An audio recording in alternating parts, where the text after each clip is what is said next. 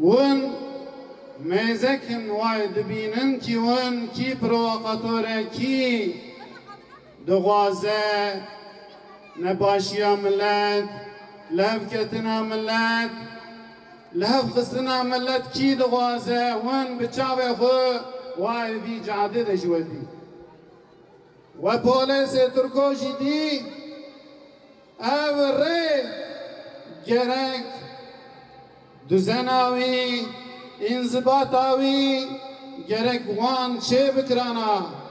Fakat ve biçave xudi wan jî göreva xwe wazifa xwe nanîtin jî.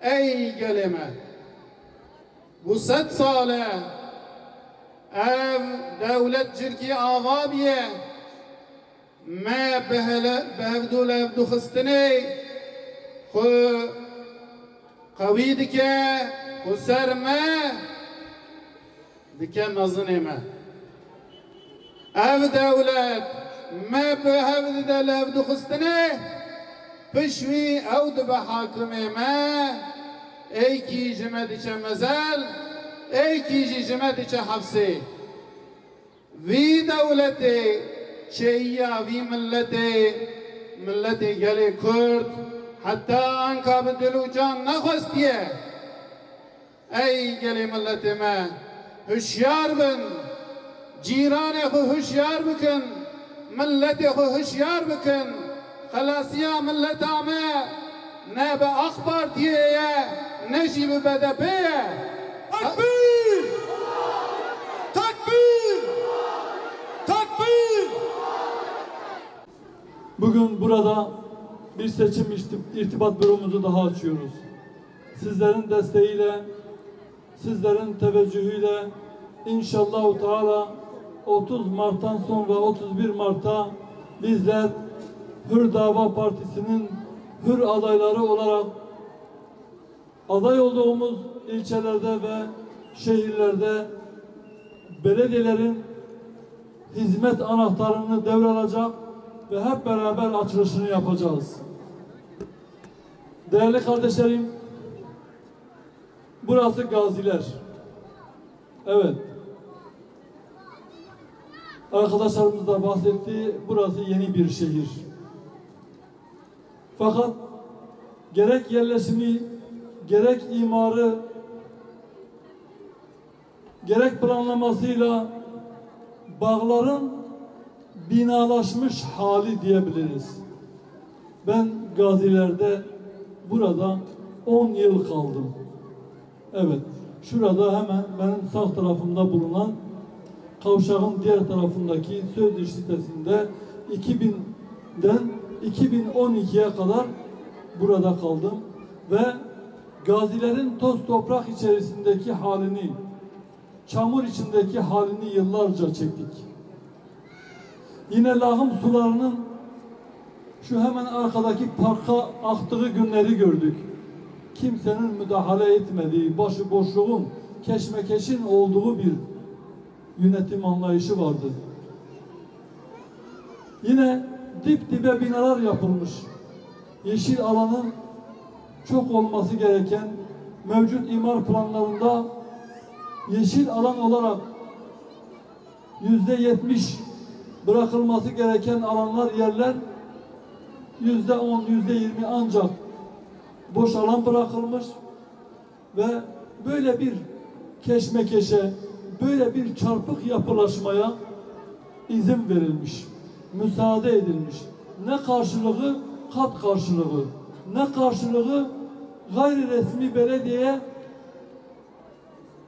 gelir temin etme adına, haraç adına, rüşvet adına gazileri yeni yerleşim yeri olan burayı büyük bir köy haline getirdiler.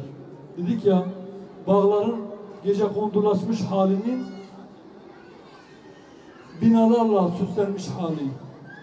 Değerli kardeşlerim, bugün değişen fazla bir şey yok.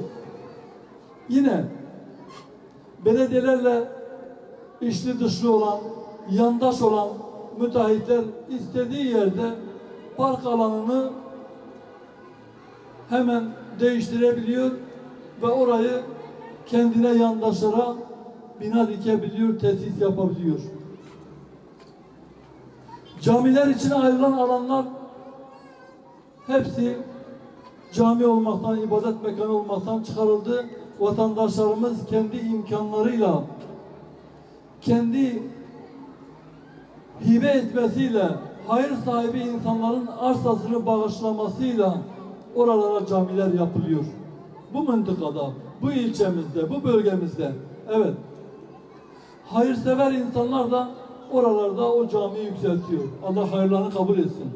Ama camilerin, ibadet mekanlarının imar planında olduğu bu tip yerleri eşe dosta yandaşa peşkeş çekerek, çarpık bir kentleşmeye müsaade ederek ve üstelik Türkiye'nin sayılı gelir açısından, imkan açısından sayılı belediyeleri arasında bulunan bir belediye.